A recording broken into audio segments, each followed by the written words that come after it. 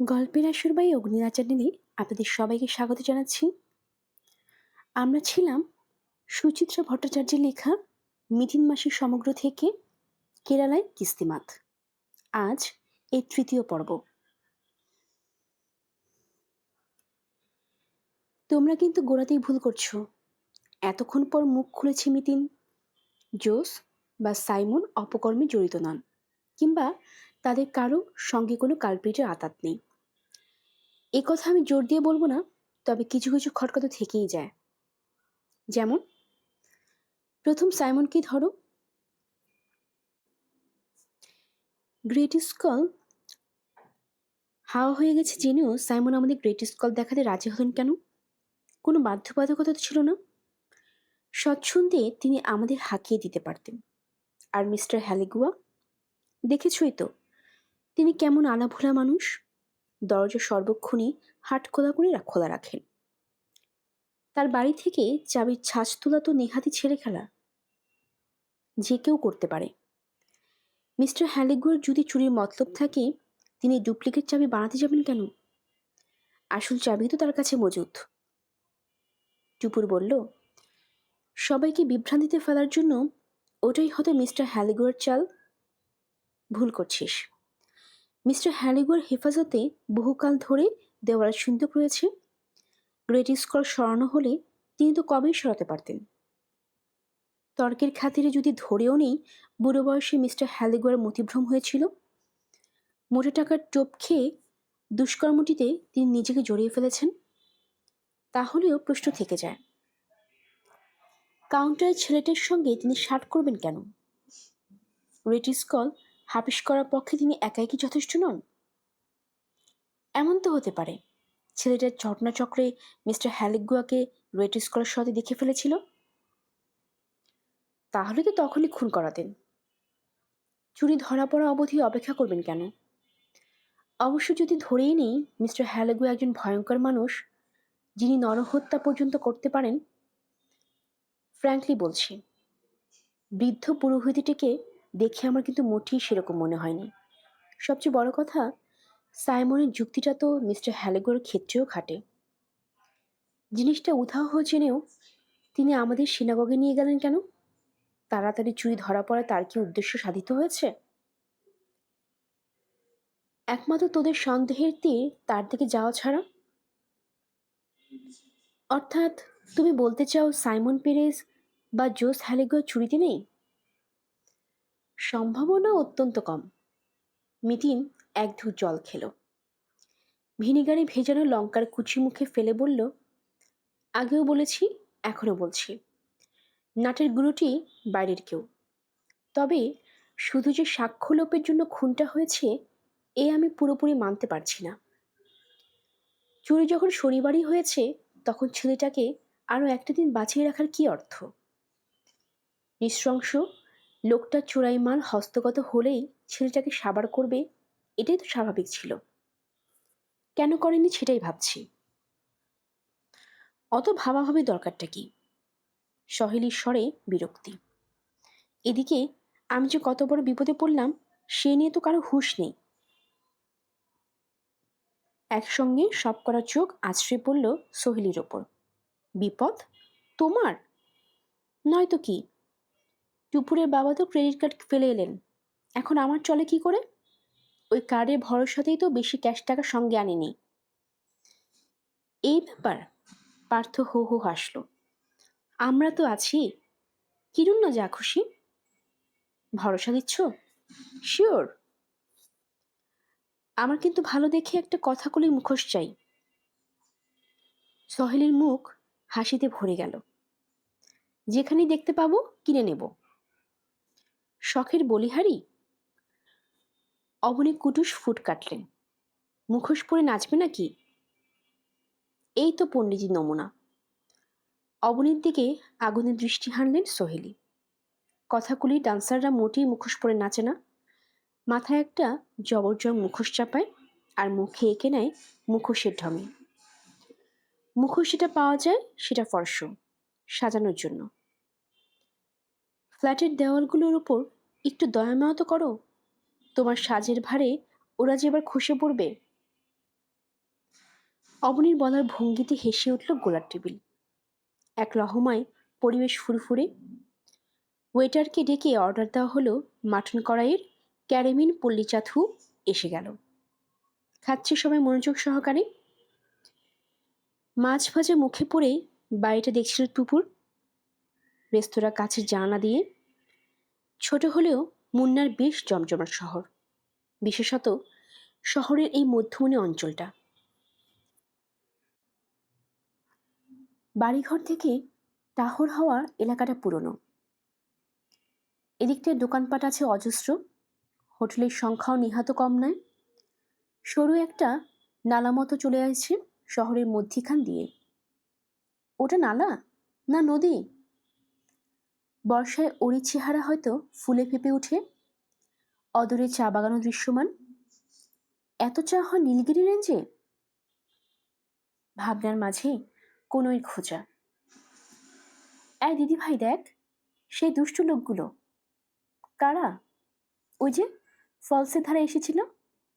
ওমা, তাই তো, সেই দুই মূর্তিমানই তো। ঢুকেছে রেস্তোরাঁয়। হেলে দুলে কোনার টেবিলে গিয়ে বসলো, তাকাচ্ছে এপাশ ওপাশে। টুপুরের সঙ্গে চোখাচোখি হতেই চোয়াল ফাঁক করলো গুফোটা। সঙ্গে সঙ্গে চোখ সরিয়ে নিয়েছে টুপুর। চাপা গলায় মিটিনকে বলল, কি বিচ্ছিরি ভিলেনের মতো হাসছি দেখো। আমল দিস না, খা। পার্থর নজর গেছে, বলল, আশ্চর্য, বেছে বেছে এখানেই এলো। সহেলি শঙ্কিত মুখে বললেন, আর এখানে থাকতে হবে না, উঠে পড়ো। আহ, বাড়াবাড়ি করো না। মিটিন মৃদু ধমক দিল। নির্জন জায়গায় যখন অ্যাটাক করেনি, এত লোকের মাঝে কিসের বিপদ? তবু যেন ঠিক আশ্বস্ত হওয়া গেল না। সকলেই আড়ে আড়ে দেখছে। তন্দুরি চিকেন নিয়েছে লোক দুটো, তামসিক ভঙ্গিতে কচর কচর চিবোচ্ছে মুরগির ঠ্যাং। টুপুররা যখন বিল মিটিয়ে বেরিয়ে এলো, তখন নতুন করে কি যেন অর্ডার করছে দুজনে। রেস্তোরাঁর উল্টো দিকে গাড়ি রেখেছে ম্যাথু। সোহেলি সিটে বসে বললেন, উফ, ভয় ভয় বেশি খাওয়া হয়ে গেল। এখন একটা পান খেলে ভালো হতো। খাবেন পান? পার্থ বলল, তবে এখানে বোধ হয় বাংলার পান মিলবে না। দক্ষিণী পান চলবে? চলবে চলবে, আমি সাউথ ইন্ডিয়ান পান খেয়েছি, কলকাতাতেও পাওয়া যায়। গোল গোল করে সাজে, ওপরে একটু নারকেল ছড়িয়ে দেয়। টুপুর বলল, আমিও একটা সাউথ ইন্ডিয়ান পান খাবো। বুম বুম বলল, আমিও। আয় তবে। দোকানে এসে এক প্যাকেট সিগারেট কিনল পার্থ। পান সাজাই ছিল, ভরে নিয়েছে ঠোঙায়। সিগারেট ধরিয়ে ধোয়া ছেড়ে বলল, তোদের আর কিছু চাই? বুমবুমের একটাই চাহিদা, চিপস। টুপুর বলল, গোটা কত চিকলেট নিতে পারো। এনিথিং মোর? নাথিং। আমরা কি এখন হোটেলে ফিরছি? পার্থ মেশো। চাইলে খানিক বেড়াতেও পারি, একবারে সন্ধেবেলা গিয়ে ঢুকবো। এখানে কি কি দৃষ্টব্য আছে? কাছাকাছির মধ্যে সাইট বলতে এরাভিকুলম ন্যাশনাল পার্ক, আনাইমুড়ি পাহাড়, জানিস তো আনাইমুড়ি সাউথ ইন্ডিয়ান হাইস্ট পিক, প্রায় 2700 মিটার উঁচু। মাত্র? হিমালয়ের চূড়াগুলোর কাছে এ তো নস্যি গো। কি আর করা, এরা যে আর বাড়েনি। তবে মনে রাখিস, আনাইমুড়ির বয়স কিন্তু হিমালয়ের চেয়ে অনেক বেশি। তা ওই বুড়ো পাহাড়ে চলা যায়? শুনেছি ট্রেক করতে হয়, অনেকটা সময় লাগে। তোর মা থোড়াই পারবে। আরেকটা সাইটও আছে কাছে পিঠে, মাঠোপেট্টি ড্যাম। হঠাৎই পিছন থেকে কে যেন বলে উঠল, that's a wonderful place, don't miss it. চমকে ঘাড় ঘোরালো টুপুর। এক ভদ্রলোক হাসছেন মিটিমিটি। পরনে জিন্স, ডেনিম জ্যাকেট, কাঁধে বিদেশি ক্যামেরা, পায়ে থ্যাবড়া শু। হাইট খুব বেশি নয়, দোহারা চেহারা, মাথায় আফ্রিকানদের মতো চাপ চাপ কোকড়া চুল ও জোড়া ভ্রু। গায়ের রং না ফর্সা না কালো। দেখে মনে হয় পার্থ মেশুরাই বয়সী। হাসি বিস্তৃত করে ভদ্রলোক বললেন, আমি অল্প অল্প বাংলা জানি। Sweet language. Are you from কেউ? পার্থ ইংরেজিতে জবাব দিল, হ্যাঁ, আমরা কলকাতারই বাসিন্দা। আপনি? আমি পিকেজি গ্রুপ। ঝরঝরে ইংরেজিতে বললেন ভদ্রলোক। থাকি কাঁসারগড়। নাম শুনেছেন নিশ্চয়ই কাঁসারগড়ের? উত্তর কেরলে? একদম ঠিক। একসময় কিছুদিন পশ্চিমবঙ্গে ছিলাম, তখনই আপনাদের ভাষা সামান্য শিখেছি। চাকরির সূত্রে গিয়েছিলেন? আমি কারো গোলামি করি না মশাই। বাপ ঠাকুরদের চায়ের ব্যবসা আছে, সেটাই একটু আধটু দেখাশোনা করি আর কি। তবে আসল কাজ বনে জঙ্গলে টোটো করে বেড়ানো। চোখ টিপলেন PKG group. Wild life photography আমার নেশা। সেই সুবাদেই আপনাদের ডুয়ার্স রেঞ্জে গেছি, সুন্দরবনেও ঘুরেছি। আহা, ওই ম্যানগ্রোভ ফরেস্ট এখনো আমার চোখে ভাসে। আপনারা নিশ্চয়ই ট্যুরিস্ট?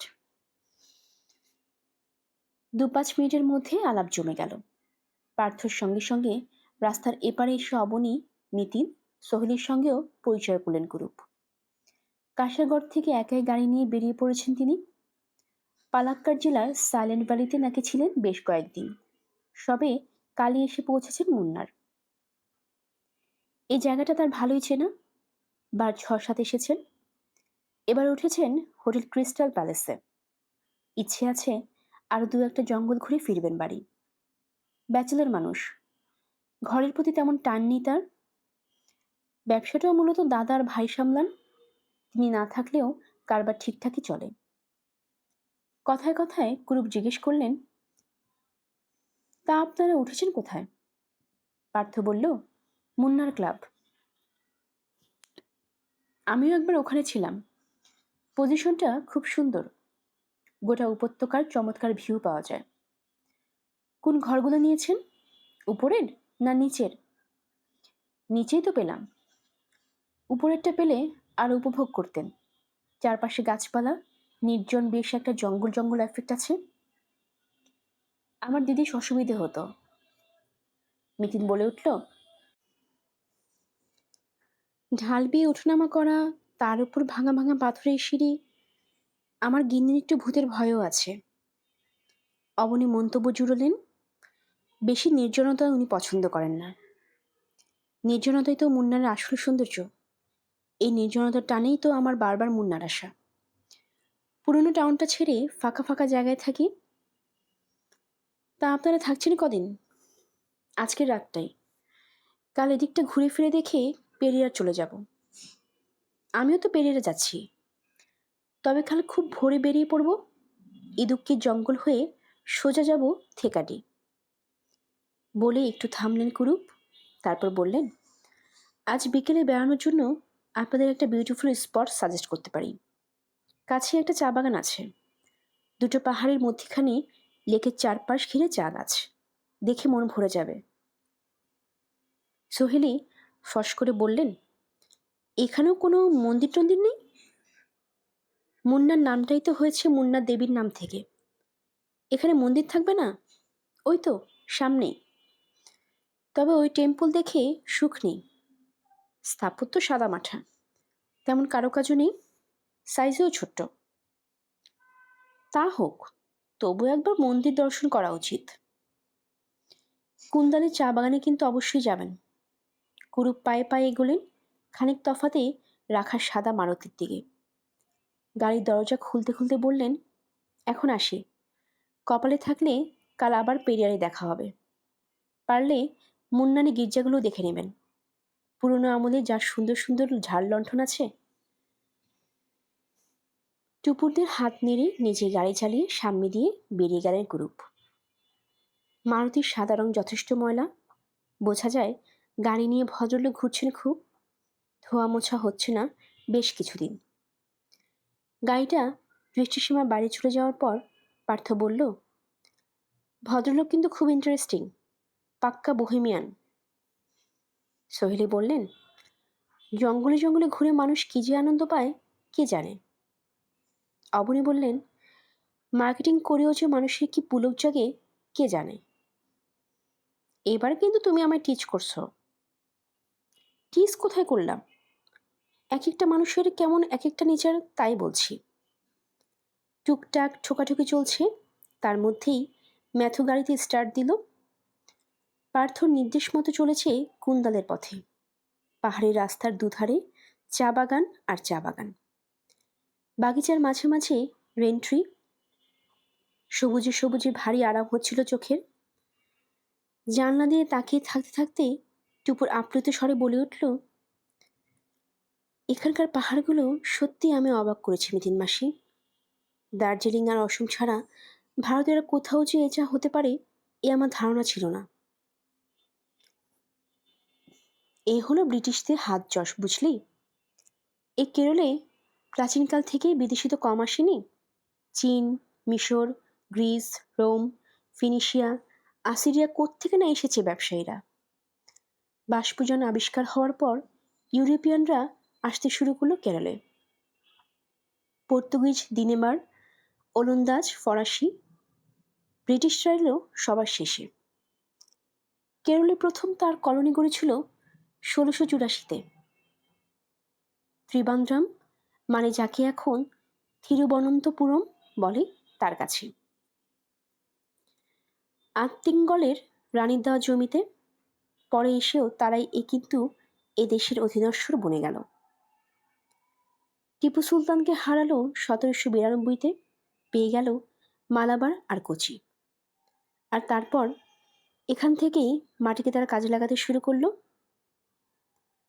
মশলা তো কেরলে চিরকালই হতো। ব্রিটিশরা আনলো পাহাড়ে চাষ, কোথাও চা, কোথাও কফি, আর পাহাড় সমুদ্রে মাঝামাঝি অঞ্চলে রাবার। নীলগিরি রেঞ্জ জুড়ে শুধুই দেখবি প্ল্যান্টেশন আর প্ল্যান্টেশন।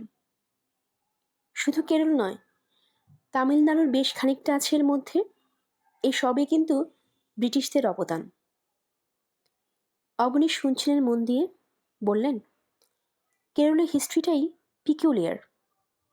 ভারতের এখানে প্রথম গির্জা, এখানে প্রথম মসজিদ, এখানে প্রথম সিনাগগ। পার্থ জিজ্ঞেস করল, আচ্ছা, যিশুর ডাইরেক্ট শিষ্য সেন্ট টমাস নাকি কেরলে এসেছিলেন? হ্যাঁ, মালাবার উপকূলে। সালটা ছিল 52 এডি। কোচির কাছে ক্রাঙ্গানোর বলে একটা বন্দর আছে, সেখানে। তার মানে খ্রিস্টানরাও এদেশে 2000 বছরের পুরনো? অবশ্যই। তাই তো বলি, এদেশ হিন্দু, মুসলমান, খ্রিস্টান কারো একার নয়, সকলের। এক পাহাড়ি বাঁকে গাড়ি থামিয়েছে ম্যাথু। বাই কুন্দালে টি গার্ডেনের বোর্ড। দূরে খানিক নিচে দেখা যায় এক স্নিগ্ধ শান্ত হ্রদ। নামতে নামতে হ্রদের পার অবধি পৌঁছে গেছে চা বাগান। ম্যাথু মাথা দুলিয়ে বলল, you go, I wait here. চড়া রঙের শাড়ি, জামা নিজস্ব কায়দায় পরে চা বাগানে কাজ করছে কেরলীয় মেয়েরা। টকাটক দুটো পাতা একটি কুড়ি ছিঁড়ছে গাছ থেকে, রাখছে হাতের ঝুড়িতে। টুপুরদের দেখে মিষ্টি করে হাসল তারা, হাত নাড়ছে। তরতরিয়ে হ্রদের পার অবধি নেমে গেল বুমবুম আর টুপুর। হ্রদের কাকচক্ষু জ্বলে ছায়া পড়েছে মেঘের। দৃশ্যটা যে কি নয়নাভিরাম! সোহেলি পর্যন্ত স্বীকার করলেন কেরলে বেড়াতে আসা তার সার্থক হলো। পাহাড়ে অন্ধকার নামে ঝুপ করে, তাই বেশিক্ষণ আর থাকা হলো না কুন্দালে। ফিরছে টয়োটা কোয়ালিস। পথে গাড়ি দাঁড় করিয়ে চা খাওয়া হলো এক প্রস্থ। হোটেলে যাওয়ার আগে টুকুস করে মুন্নার দেবীর মন্দিরেও ঢু মেয়ে নিলেন সোহেলি। এসবের ফাঁকেই মুন্নারে একটা সুন্দর সন্ধে নেমে গেছে। মুন্নার ক্লাবে যখন পৌঁছলো টুপুররা, তখন তো রীতিমতো ঘুটঘুট করছে অন্ধকার। গাড়ি থেকে নেমেই আগে আগে যাচ্ছিল টুপুর, কেয়ারি করা বাগানের মধ্যেখানে সরু বাঁধানো পথ ধরে।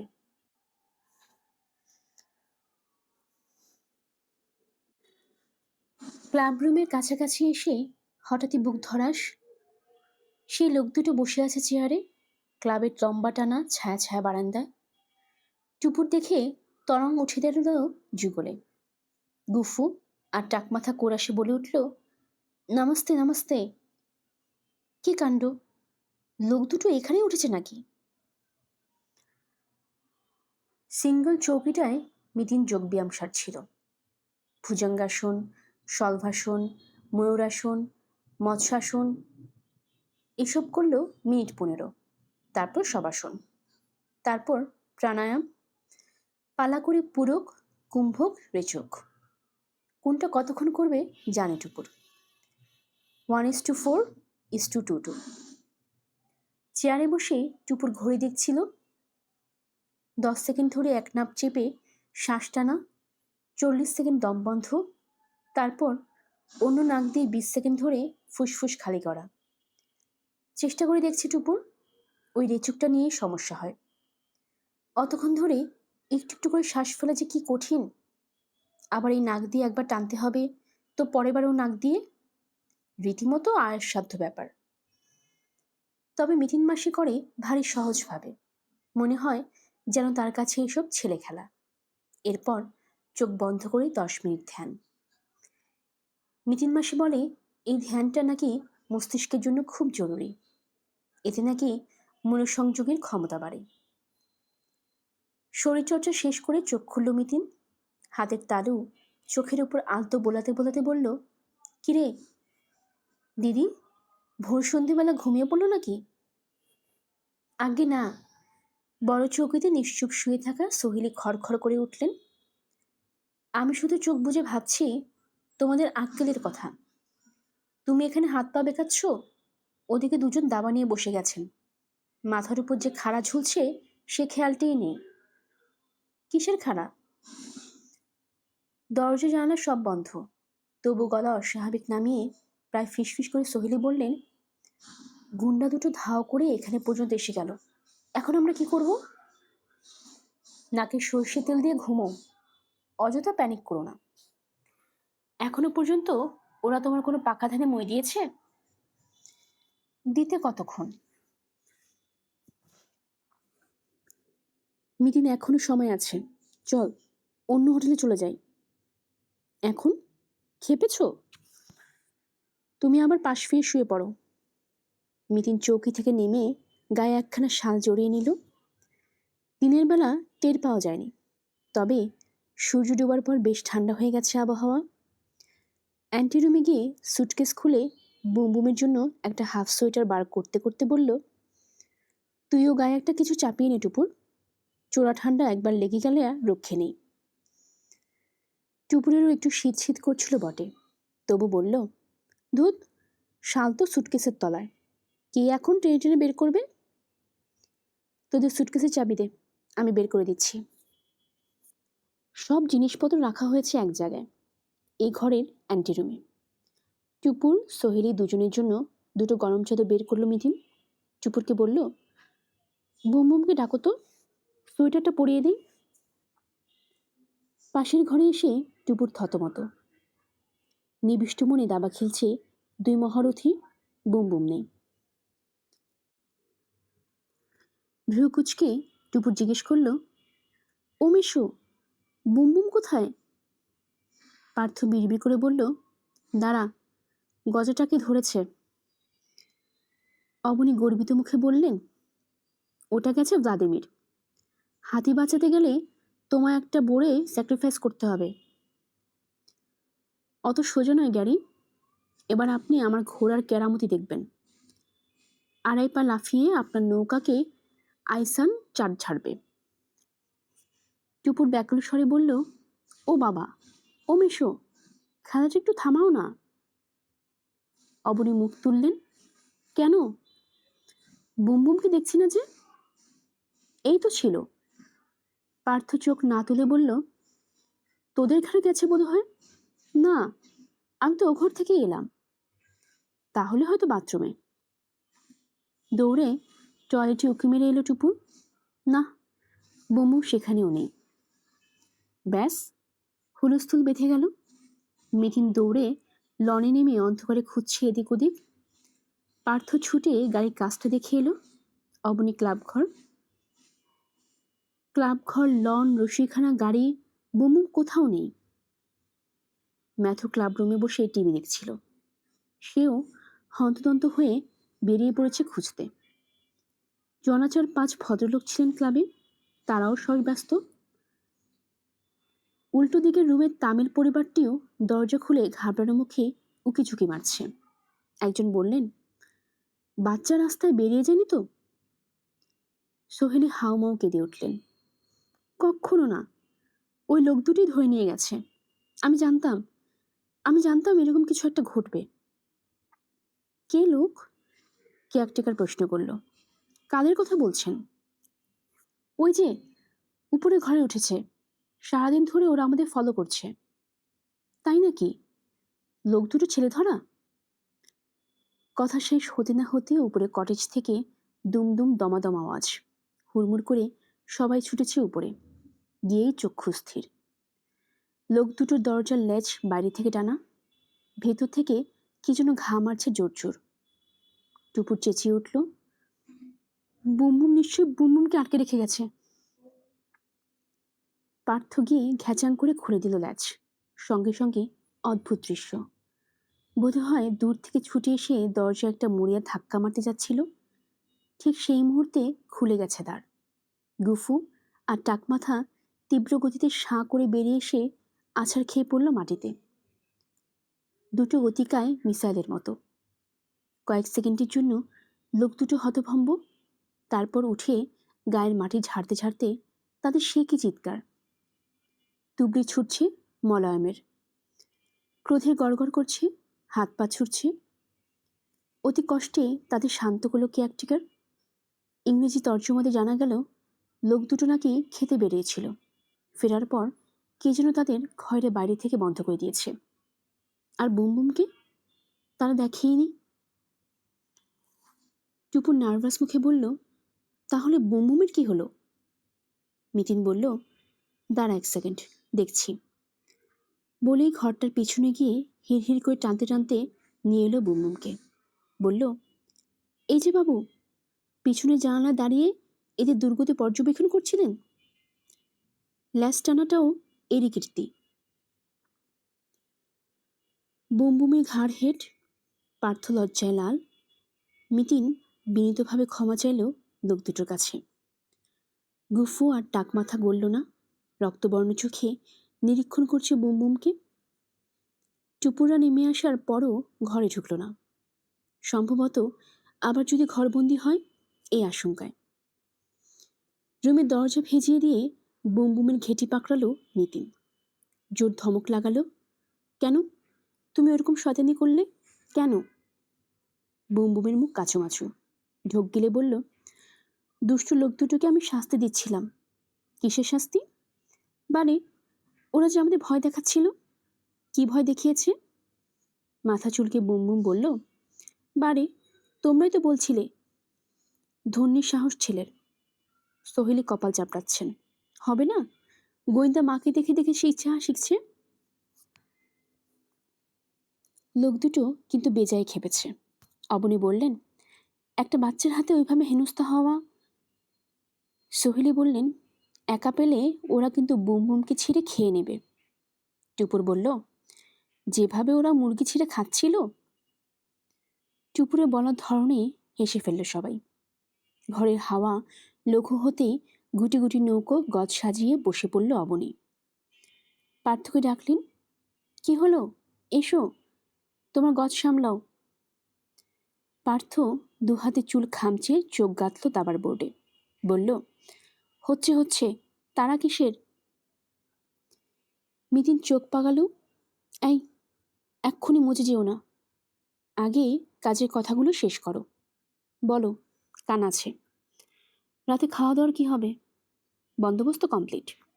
সন্ধেবেলা ঢোকার সময় ক্লাবের ক্যান্টিনে বলে দিয়েছি, প্লেন চাপাটি আর চিকেন সার্ভ করবে কাটায় কাটায় 10টায়, ঠিক আছে? আর কাল সকালে? এখনই সকালে চিন্তা করতে হবে? রাতটুক কাটতে দাও। সকালে কিন্তু সময় পাবে না, আমরা 7টার মধ্যে বেরোবো। তখন নিশ্চয়ই এখানকার ক্যান্টিন খুলবে না। সম্ভবত না।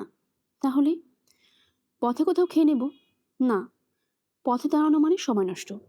সব কিছু দেখে টেখে আমাদের কিন্তু বিকেল বিকেল পেরিয়ে পৌঁছাতে হবে।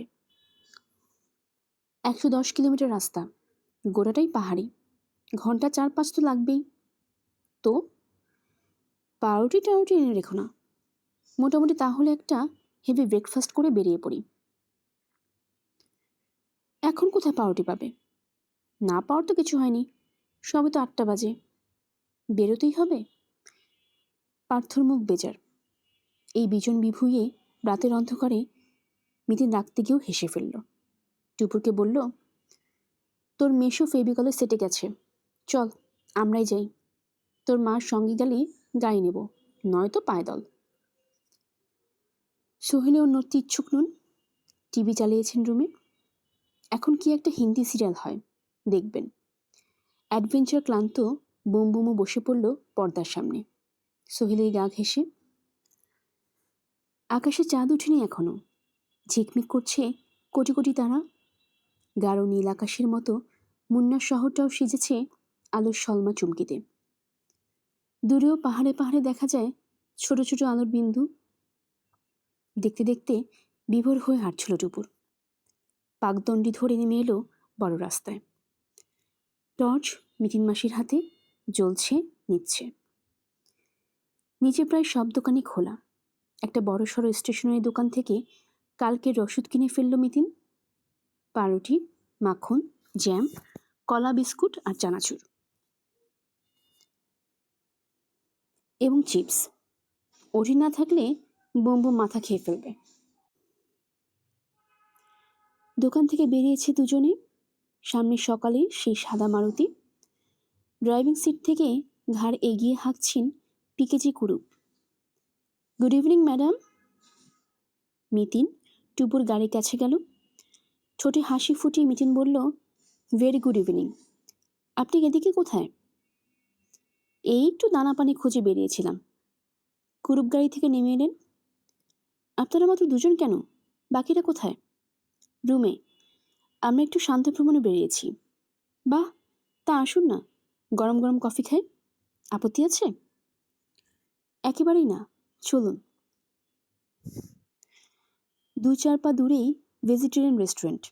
তেমন শৌখিন নয়, তবে মোটামুটি ছিপছাম, পরিচ্ছন্ন। কফির অর্ডার দিয়ে কুরুপ বসলেন গুছিয়ে।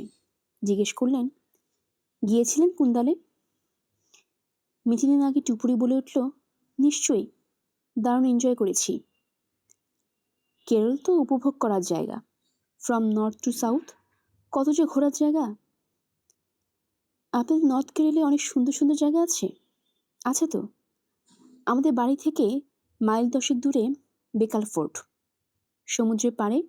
ওরকম দুর্গ রীতিমতো দুর্লভ। বিকাল বিচটাও দেখার মতো। তারপর ধরুন Calicut, Kozhikode, Vasco da Gama যেখানে প্রথম ল্যান্ড করেছিলেন। টুপুর বলল, ভাস্কো দা গামা মারা গিয়েছিলেন কোচিতে? হ্যাঁ, 1524 সালের 25শে ডিসেম্বর, ফোর্ট কোচিতে। কোচিতে দুর্গ আছে নাকি? আমরা তো দেখিনি। মাট্টানচেরি আইল্যান্ডের উত্তর দিকে ছিল দুর্গটা। এখন তার কিছুই অবশিষ্ট নেই। কাঠের দুর্গ তো, কত বলের বা থেকে। টুপুর আরও অবাক। কাঠের? ইয়েস মিস, সেই দুর্গের নাম ছিল ম্যানুয়েল কোলাটি, ইংরেজিতে পোর্ট সেন্ট ম্যানুয়েল। তৈরি হয়েছিল 1503 সালে। বানিয়েছিলেন ভাস্কো দা গামার বন্ধু পর্তুগিজ অ্যাডমিরাল আলবুকার্ক। এই আলবুকার্কি কোচিতে পর্তুগিজ কলোনির পত্তন করেন। অবশ্য কোচির প্রথম ভাইরসর হয়েছিলেন আলমিডা। হয়তো আলবুকার্কি ভাইসরই হতেন, কিন্তু তিনি যে দেশে ফিরে গিয়েছিলেন।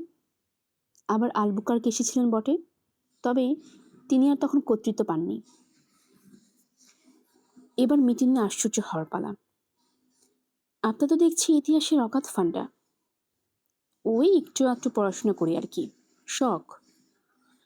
কুরুপ কাজ ছাকালেন। ইতিহাস আর ওয়াইল্ড লাইফ ফটোগ্রাফি, এই নিয়েই তো আছি। স্টিলের গ্লাসে কফি এসে গেছে। চুমুক দিয়ে মিতিন জিজ্ঞেস করল, ওয়াইল্ড লাইফ ফটোগ্রাফির নেশাটা ধরল কি করে? সে এক গল্প ম্যাডাম। আমার বাবা ছিলেন চ্যাম্পিয়ন শিকারী। ঘুরে ঘুরে কত রকম শিকার যে তিনি করেছেন। 3 জাতের বেড়াল, 4 ধরনের ভাল্লুক, 7 রকম হরিণ, 8 রকম ছাগল, ভেড়া, আর 3.5 করে ভ্যারাইটির। হরিণের মধ্যে অ্যান্টিলোপও আছে, তার চামড়া ঝুলছে আমাদের বাড়ির দেওয়ালে। অসমে তিনি পাগলা হাতি মেরেছেন, রাজস্থানের রণভম্বরে কস্তুরী মৃগ। তার জঙ্গল পাগল বাবার নেশাটা আমার রক্তেও বর্তেছে।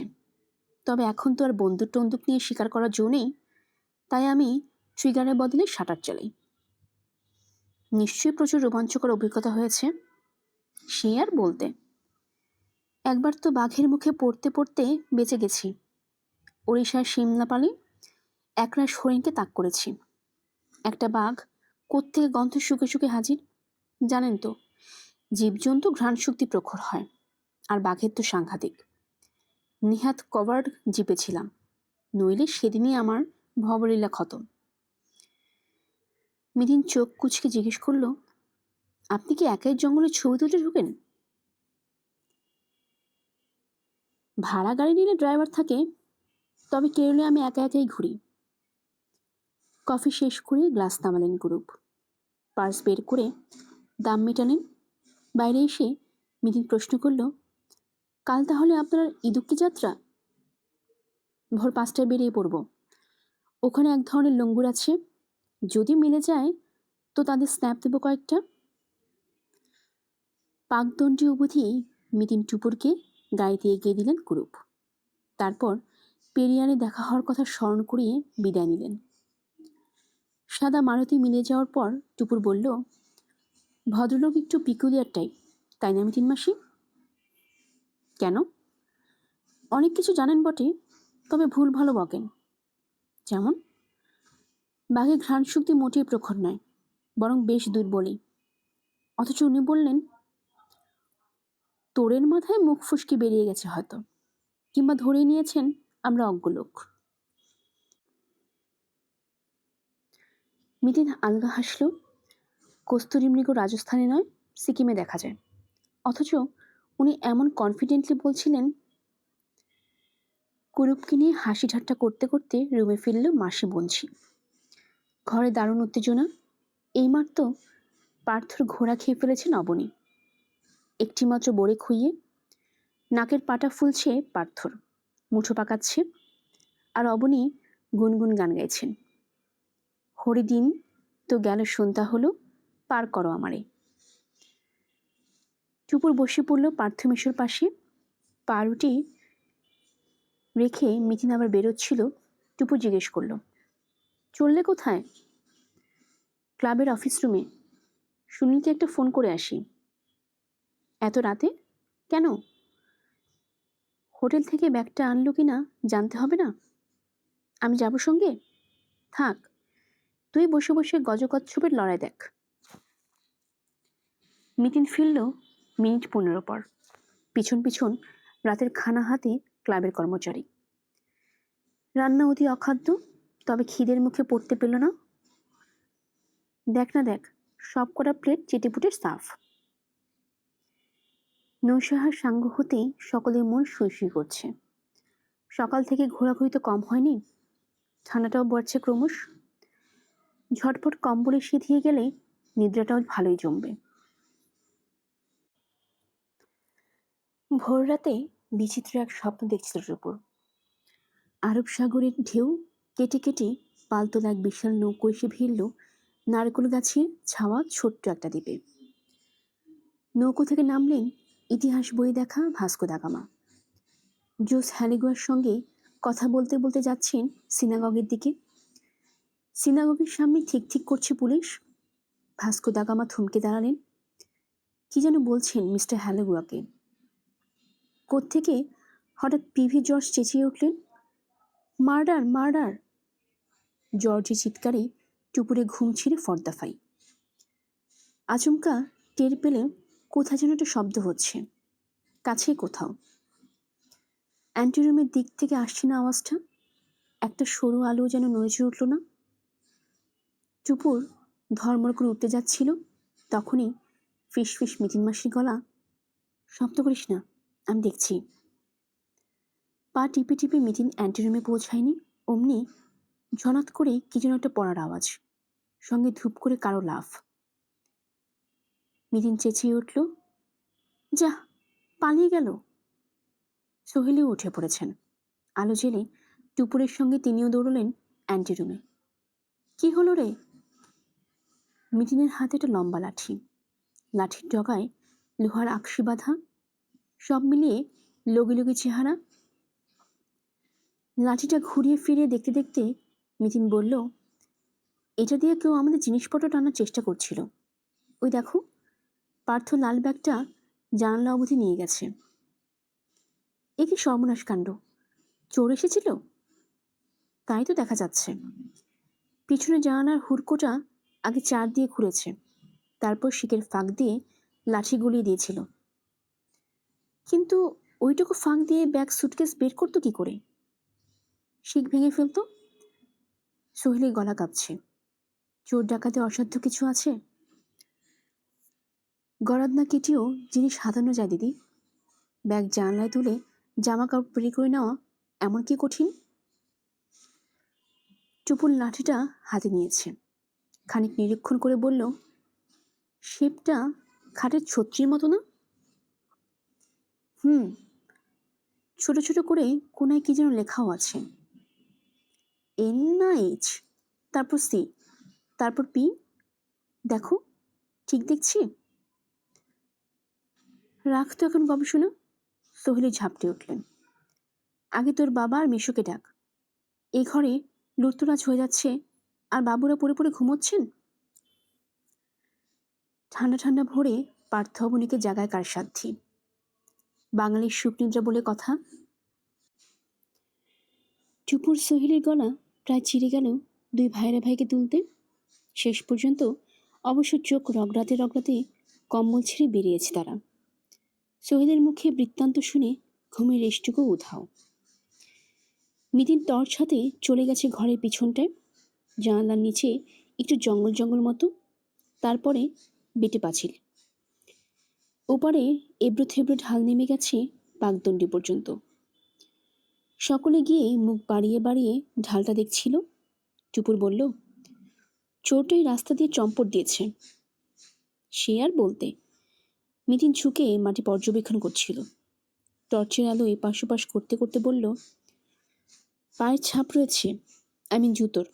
দেখ টুপুর, ছাপটা বেশ স্ট্রেঞ্জ টাইপের। তাই তো, জুতোর ডগা আছে, গোড়ালি নেই। তবে টোয়ের ছাপ কিন্তু বেশ ডিপ। সোহেলি বললেন, আমার মনে হচ্ছে ওই লোক দুটোরই কাজ। বেটারা বোমবুমের হাতে টাইট খেয়েছিল তো, তাই ঝাল মেটাতে শয়তানি করছিল। মিটিন বলল, যা, ও বেচারা কেন হতে যাবে?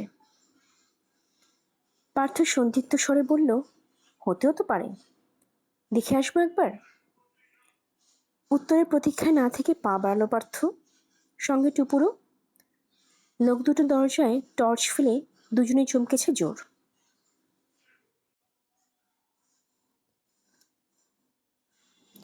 গুফু টাকমাথা ঘরে নেই, তালা ঝুলছে। গাড়ি মুন্নার টাউন ছেড়ে বেরিয়ে আসার পর সোহেলি দুহাত কপালে ঠেকালেন। হেমা রক্ষাকালী, আর যেন এই জায়গা না আসতে হয়।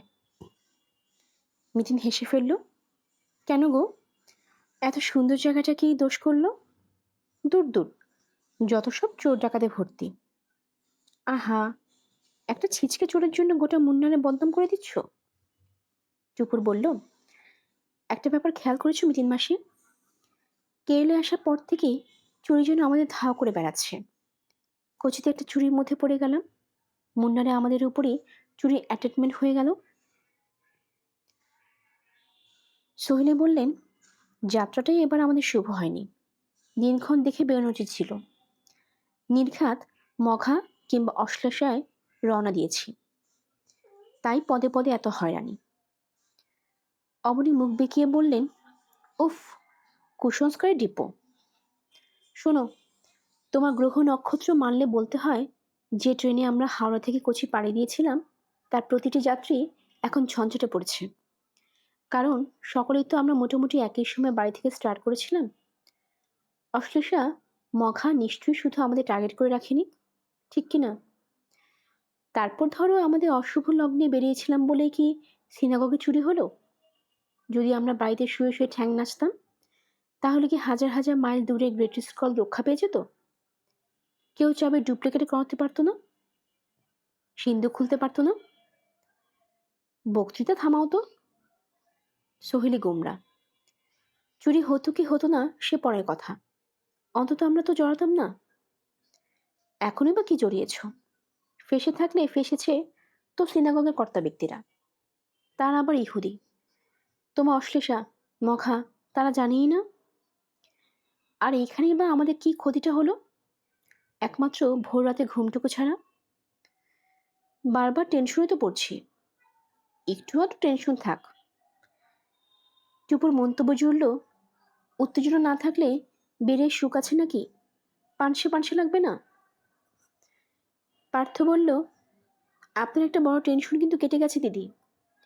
গুফু টাকমাথাকে আমরা মিছিমিছি আসামি বানাচ্ছিলাম। লোক দুটোকে ঘরে না দেখে কাক ভরে জোর হল্লা জোরে চেয়েছিল পার্থ।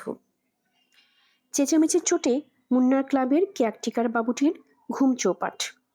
তিনি তো ঘটনা শুনে ঈশ্বরের নামে শপথ করে বলতে লাগলেন, এমন কাণ্ড মুন্নার ক্লাবের ইতিহাসে নাকি এই প্রথম, এবং মুন্নারের মতো শান্ত উপত্যকায় এভাবে তস্করের আগমন নাকি একান্তই অভাবনীয়।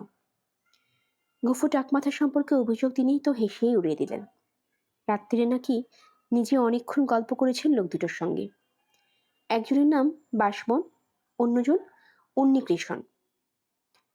দুজনে নাকি যথেষ্ট মালদার, পার্টনারশিপে ব্যবসা করে শুটকি মাছে। কোচি সম্ভ্রান্ত এমজি রোডে তাদের অফিসও আছে।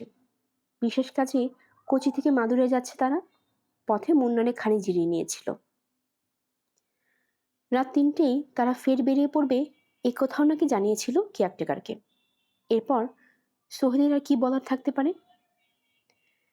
পার্থর কথার পিছে টুপুর বলল, কিন্তু মেশো, চোর যে একটা ধাঁধায় ফেলেছে এতে তো কোনো সন্দেহ নেই।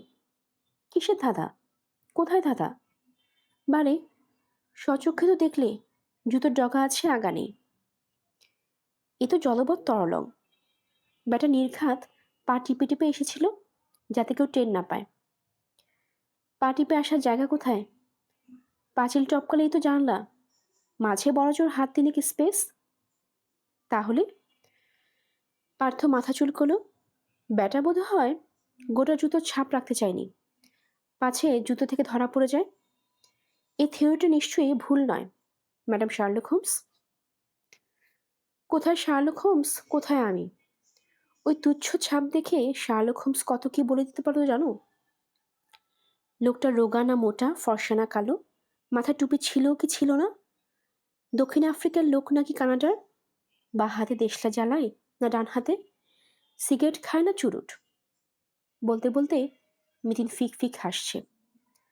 আমারও তো বিশ্লেষণ করার ক্ষমতাই নেই, তবে হ্যাঁ, এইটুকু বলতে পারি, লোকটার হাইট 5.5 ফিটের বেশি নয়।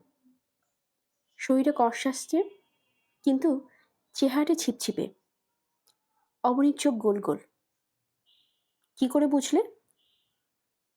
Very simple logic. জানালাটা আমার মাথায় মাথায়, অর্থাৎ মাটি থেকে 5 ফুট 3 ইঞ্চি। সুতরাং ঘরের ভেতরটা দেখতে গেলে চোরের চোখ 5 ফুট 3 ইঞ্চির উপরে থাকতে হয়। তা নয় বলে লোকটাকে বুড়ো আঙুলের ডগায় ভর দিয়ে উঁচু হয়ে ঘরটাকে দেখতে হয়েছিল। চোখ থেকে মাথার মাপ মিনিমাম 3 ইঞ্চি।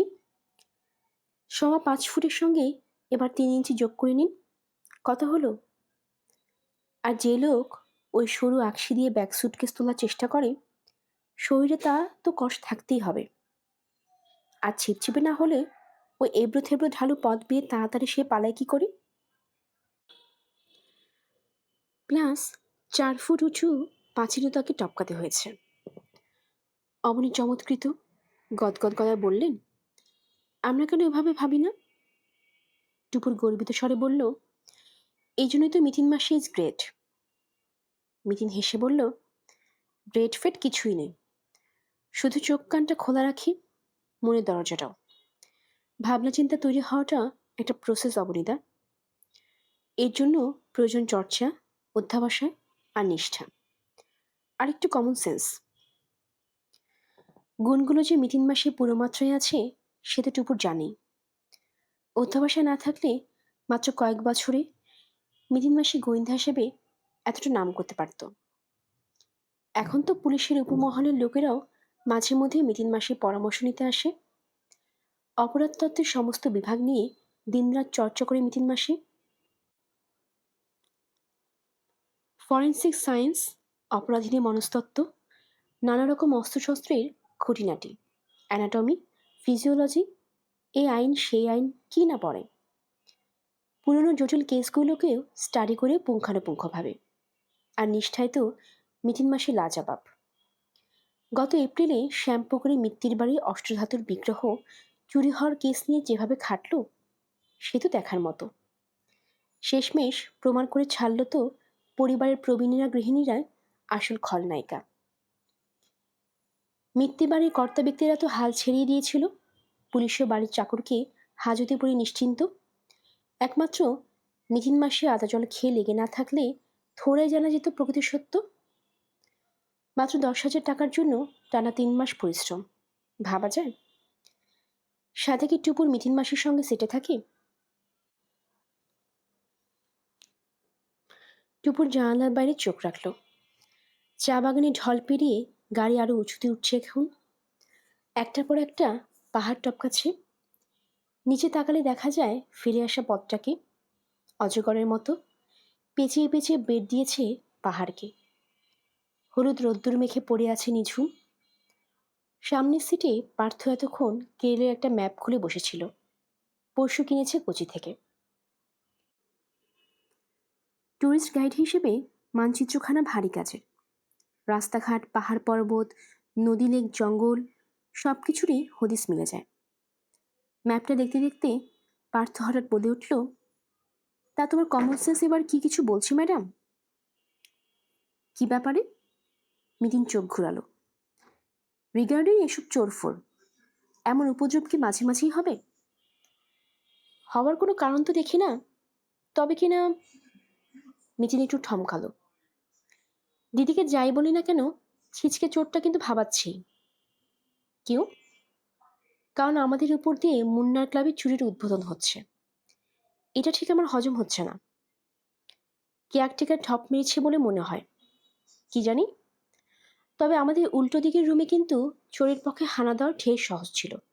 মনে করে দেখো, ওই ঘরের জানালা রাতে খোলাই ছিল। কষ্ট করে হুড়কো ভেঙে কেন যে লোকটা আমাদের উপর কোপদৃষ্টি দিল। ও ঘরে ছিল তো বাবা মা আর মেয়ে। ওদের দেখে চোরের হয়তো মনে হয়েছে তেমন জিনিসপত্র নেই। অর্থাৎ চোর আগে থেকেই দেখে নিয়েছিল কোন ঘরে বেশি জিনিস আছে। হতেই পারে। মুন্নার ক্লাবে কর্মচারীরা তো সব ঘরে যাতায়াত করছিল। ইনফ্যাক্ট জিনিসপত্র তারাই ঘরে ঢুকিয়েছে। আর কর্মচারীদের কারোর সঙ্গে চোরের যোগ সাজস থাকতেই পারে। হতে পারে অনেক কিছুই। কেয়ারটেকারকে আমি সত্যবাদী যুধিষ্ঠির বলে ধরে নিচ্ছি না, তবে আমার সিক্স সেন্থ বলছে সামথিং ইজ রং সামহার। কিরকম? তা আমি কি করে বলবো? আগেই তো বলেছি আমি শার্লক হোমস নই। আমার শুধু এতটুকুই মনে হচ্ছে, বেড়ানোর কটা দিন আমাদের বোধ হয় আরো সতর্ক থাকা উচিত। কেন রে মিতিন? সোহেলে বিপন্ন সুরে বললেন, চোর কি আমাদের পেছনে লেগেছে? কি হবে তাহলে? উফ দিদি, দুশ্চিন্তা ছেড়ে ফেলো তো, ট্যুরটা এনজয় করো। বলেই সোহেলের মুখটা বাইরে ঘুরিয়ে দিয়েছে মিতিন। ওই দেখো, আনাইমুড়ি পাহাড়। একটা উঁচু পাহাড় দেখা দিয়েছে বটে, আকারে মোটেই সদৃশ্য নয়, বরং বেটুপি বলা যায়। কেমন যেন ন্যাড়া ন্যাড়া লাগে, খাবলা খাবলা দাড়ির মতো গাছপালা লেগে আছে গায়ে। ওই পাহাড়ে উঠতে উঠতে এক জায়গায় থামতে হলো টুপুরদের। এবার এরাভিকুলো ন্যাশনাল পার্কে ঢুকবে গাড়ি। তার আগে টোল ট্যাক্স দিতে হবে। দুধারে বড় বড় হোর্ডিংয়ে লেখা আছে জন্তু জানোয়ারদের নাম, ছবি সহ। লেখা আছে অরণ্যের আচরণবিধি। দেখেই ঝিমন্ত বুম বুম আচমকা গা ঝাড়া দিয়ে উঠেছে। জল জলে চোখে বলল, ওমা, এখানেও হাতি আছে, সারান্ডার মতো। অবাক হওয়ার কিছু নেই বুম বুম, পার্থ বলল। কেরালায় অজস্র হাতি, পেরিয়ার জঙ্গলে গিয়ে দেখবি হাতে ঠিক ঠিক করছে, জলে লুটুপুটি খাচ্ছে। টুপুর বলল, আরো কত কি আছে গো মেশো, সম্বর, গাউর, লঙ্গুর, বাঘ, চিতাবাঘও। দেখ, কপালে থাকলে দর্শন মিলে যাবে। সারান্ডায় তো প্রায় কিছু জোটেনি, হরিণ আর খরগোশ ছাড়া। টিকিট কেটে আশায় আশায় টুপুররা ঢুকলো বটে, তবে ন্যাশনাল পার্কের ভেতরে পৌঁছে হতাশ হতে হলো যথেষ্ট। রাজামাল্লি বলে একটা জায়গায় গাড়ি থেকে নেমে পড়তে হয়েছে। হাঁটতে হাঁটতে পাহাড় বেয়ে উঠে গেছে অনেকটা, কিন্তু কোথায় কি, জঙ্গলই তো নেই। পাহাড়ে গা ঘেঁষে আছে, কোথাও কোথাও ঝোপঝাড়ও, তবে তার অরণ্য বলে কল্পনা করা কঠিন। হাতি, বাঘ দূরস্থান, পাল পাল ছাগল ছাড়া আর কিছুই তো নজরে এলো না। পার্থমেশু অবশ্য বলল, এ নাকি অতি বিরল প্রজাতির ছাগল, এদের নাম নীলগিরি। এদের খুরগুলো নাকি ভারী অদ্ভুত, অবলীলায় পাহাড় বেয়ে তরতরে উঠতে পারে এরা। তা শুধু ছাগল দেখে কি আর মন ভরে? গল্পের আসর বাই অগ্নিলা চ্যানেলে আপনারা শুনছিলেন সুচিত্রা ভট্টাচার্যের লেখা মিটিন মাসির সমগ্র থেকে কেরালায় কিস্তিমাত। আজ ছিল এর ৩য় পর্ব। আমাদের গল্পপাঠ আপনাদের কাছে কেমন লাগে অবশ্যই কমেন্ট করে জানাবেন। লাইক, শেয়ার করে সাবস্ক্রাইব করে পাশে থাকবেন। সবাই ভালো থাকবেন, আশেপাশে সবাইকে ভালো রাখবেন। ধন্যবাদ।